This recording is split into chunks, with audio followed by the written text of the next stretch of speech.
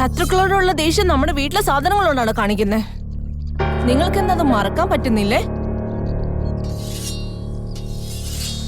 മറന്നു പോകാൻ അത് വെറും ഓർമ്മ മാത്രമല്ല, അപമാനമാണ്.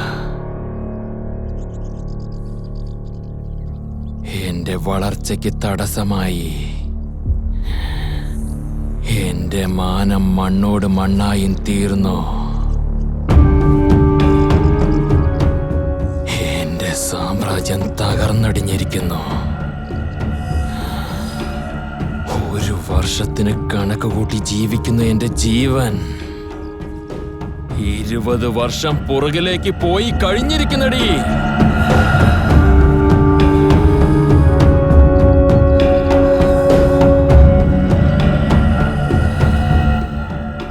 അവന്റെ ജീവൻ എടുത്താൽ മാത്രമേ എനിക്കെന്റെ ജീവിതത്തിൽ സമാധാനം കിട്ടൂ. എന്നാൽ മാത്രമേ എനിക്കിനി ഉറങ്ങാൻ കഴിയൂ. അതിന് ജീവൻ എടുക്കാൻ എത്ര നേരം വേണം? സാരി മടക്കി കുത്തിയിട്ട് അരിവാൾ കയ്യിലെടുത്താലുണ്ടല്ലോ, ശബ്ദം വരാത്ത രീതിയിൽ കൊന്നു തള്ളും ഞാൻ അവനെ. പക്ഷെ 20 വർഷത്തെ പക തീർക്കാൻ അത് മാത്രം പോരല്ലോ.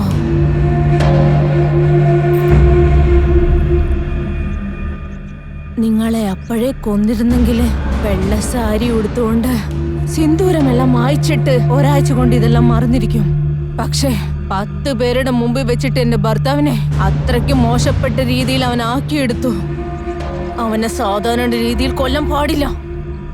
അവന്റെ മീശയിലുള്ള പൗരുഷത്തെ കൊല്ലണം.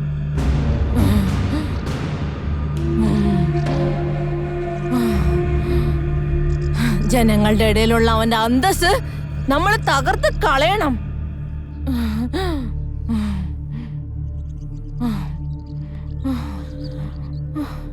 ഞാൻ നിനക്ക് വാക്ക് തരുന്നു, അവനെ ഞാൻ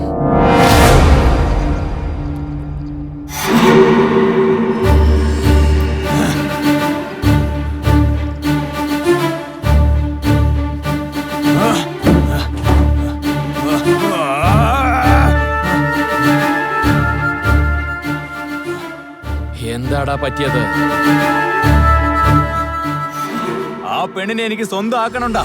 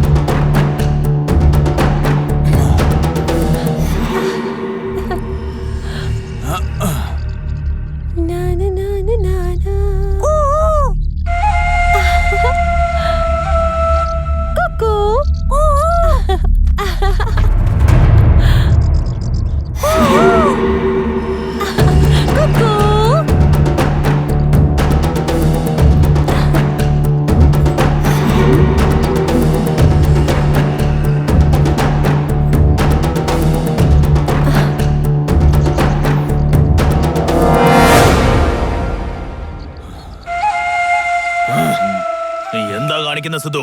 ആ കുട്ടി ആരാന്ന് നിനക്കറിയില്ലേ? എനിക്കറിയാം. ഈ നാട്ടുകാരടുത്ത് കളി ഇറക്കിയതിന് നിന്റെ അച്ഛന്റെ മുഖത്ത് മൂത്രം ഒഴിപ്പിച്ചത് ആ മുതലാളി. നീ മറന്നുപോയല്ല? അത് ഓർമ്മിപ്പിക്കാൻ വേണ്ടിയാണോ താൻ എന്നെ തടഞ്ഞത്? നിന്റെ ഈ വേഗം നല്ലതിനല്ല, മനസ്സിലാക്കിക്കോ. എന്റെ അച്ഛന് വേണ്ടി എനിക്ക് പ്രതികാരം ചെയ്യണം. അതിനു വേണ്ടി മാത്രമാണ് ഞാൻ കാത്തിരിക്കുന്നത്.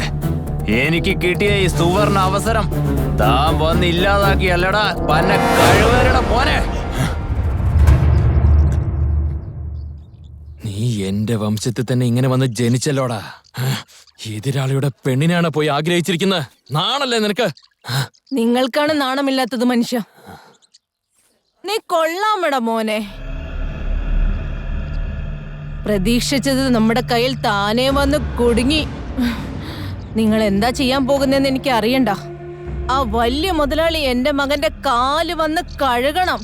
പട്ടിയെ പോലെ എന്റെ വീടിന് മുന്നിൽ അവൻ കാവലിരിക്കണം. പിന്നെ ഞാൻ പ്രാണനെ പോലെ സ്നേഹിക്കുന്ന എന്റെ മകന്റെ ആഗ്രഹം അവൻ നിറവേറ്റണം. അതെല്ലാം കണ്ട് ഇഞ്ചിഞ്ചായിട്ട് അവൻ മരിക്കണം, ആ വലിയ മുതലാളി.